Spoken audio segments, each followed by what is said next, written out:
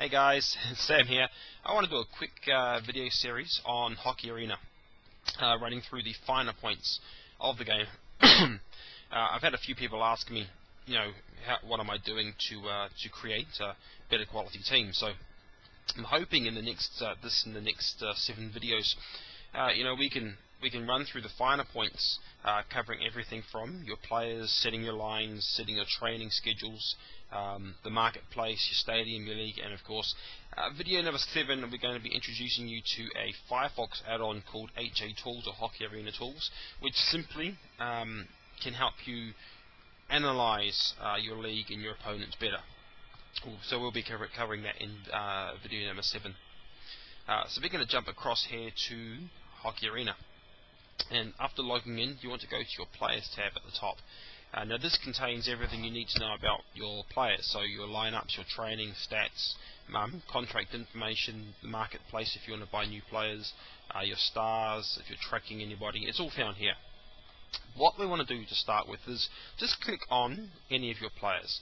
Now if you haven't set a lineup, you're going to find them all at the bottom here, so you'll see them on the screen. So just going to click on, I'm going to click on my top line center. I can't pronounce his name, but that little pop-up is another add-on. We'll actually be showing you that in video 7 as well. So this is the player information page, and on here you can see everything from the player ID. So if you want to scout a player, this is the ID you use at the top here. It shows you his age, contract information, injury status, his salary, his ability index. I'll be covering that soon. Quality and potential. These are the two most important things I want to touch on today because they do play an important role in your team. Loyalty, another thing that's important. So down here we have the attributes. Now these are the actual what make the player tick. So as you can see, this guy has a high shooting rank of 54, offense of 48, passing's only 9. So obviously, he's a lot better at offense and shooting than he is at passing. His strength is 16, so and so. So all of these numbers here in the attributes added together add up to what's known as the ability index, which is at the top here. So if you're playing against an opponent who has an average team ability index of 160 and you have an average team of 105, obviously his players' attributes across the board are going to be higher, so they're probably going to be a stronger team. That doesn't mean you can't win, because if you have your team set up properly, you can still pull out some amazing wins. But so these are the attributes, and when it comes to buying a player, and we'll be covering this on the marketplace video, this is part of the part you want to look at. A lot of people make the mistake of only looking at these figures here and not worrying about quality and potential.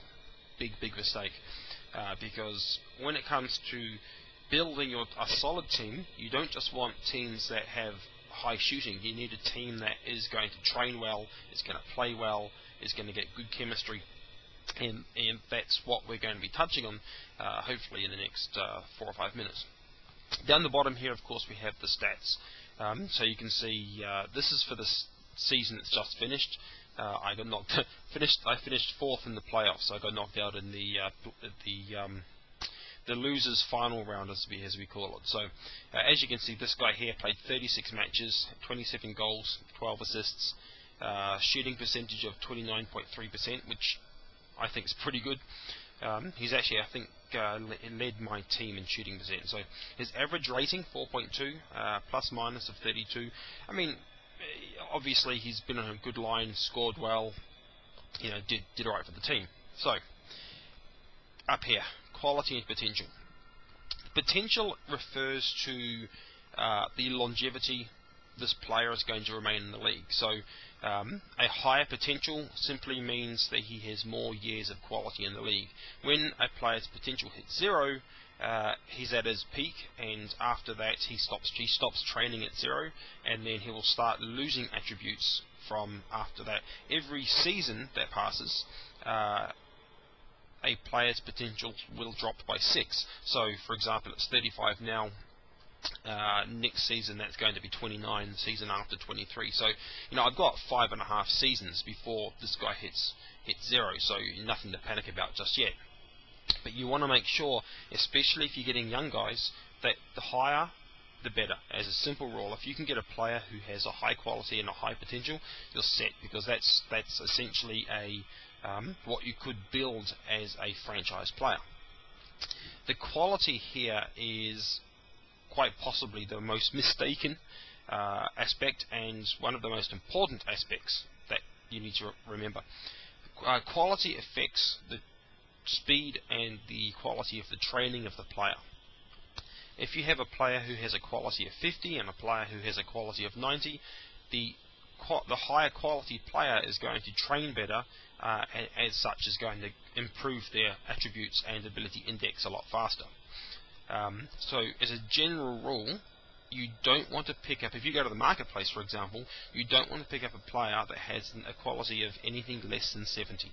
I mean, when you first start, sometimes you have to, because they can be a bit cheaper, but if you can avoid it, anything above 70 is a go.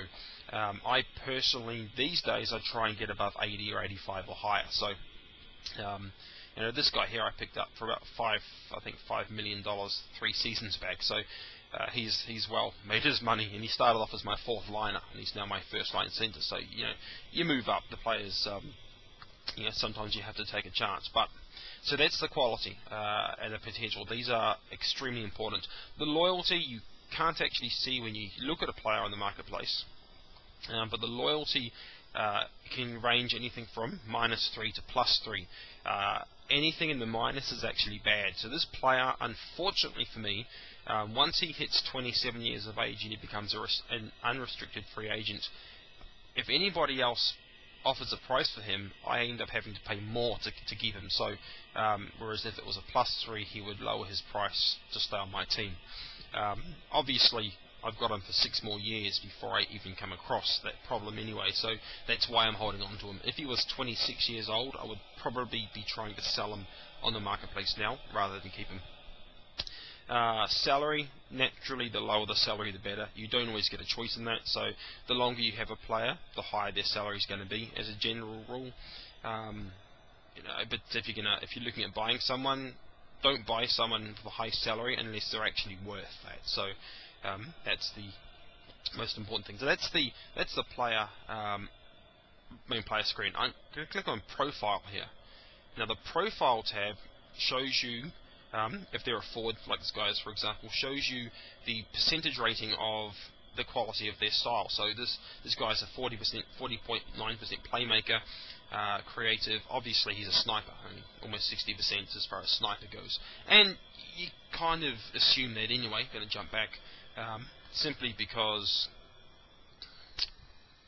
it's a little bit slow. Forgive me. Here it comes.